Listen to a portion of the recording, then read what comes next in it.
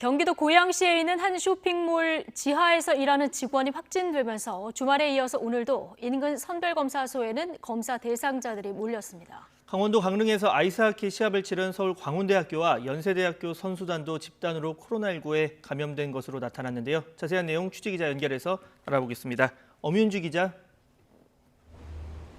네, 고양 화정역 임시선별검사소에 나와 있습니다. 예. 월요일 오전부터 지금 검사 대기줄이 늘어섰다고요? 네, 지금은 오후 2시까지 점심시간이라 비교적 한산한 편인데요. 하지만 보시는 것처럼 그래도 대기줄은 만들어지기 시작했습니다. 한때 대기줄은 제가 나와 있는 광장을 한 바퀴 빙 둘러쌀 정도였었는데요. 그제부터 주말 내내 이곳에는 진단검사를 받으려는 사람들이 몰리면서 그야말로 북새통을 이뤘습니다. 특히 무더위 속에 검사를 받으려는 인원이 끊이지 않으면서 의료진들도 많이 지친 상태입니다. 실제로 지난 주말 화정역 임시선별진료소에서 모두 820건과 749건의 진단검사를 진행했는데 평소보다 40% 정도 늘어난 수준입니다. 되려 주말 검사 건수가 평일보다 많았는데요. 이렇게 검사를 받으려는 발길이 이어지고 있는 데는 바로 옆에 있는 한 쇼핑몰에서 근무하는 식당 조리사 한 명이 확진됐기 때문입니다. 이 조리사가 근무하던 곳이 환기가 비교적 어려운 지하 2층이라 감염이 번질 우려도 있는데요.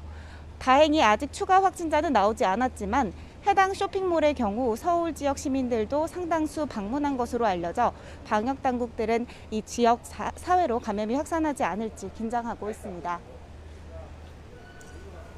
이 밖에 수도권 내 다른 집단 감염 상황도 짚어볼까요? 네, 먼저 서울 광운대학교와 연세대학교에서 집단 감염이 발생했습니다.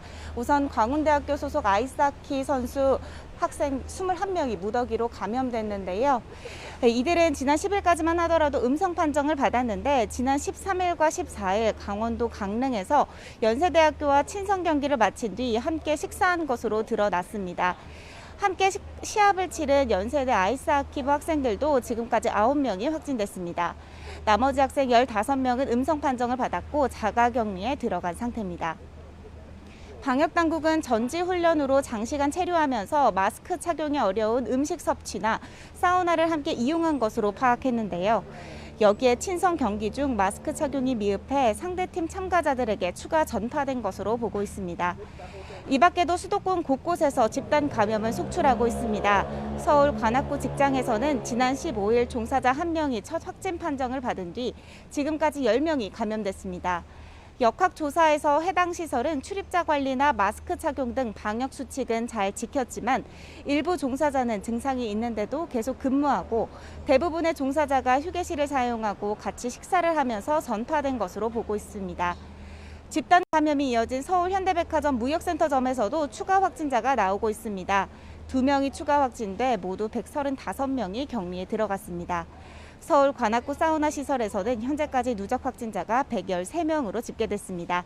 지금까지 고양 화정역 임시선별검사소 앞에서 YTN 엄윤주입니다.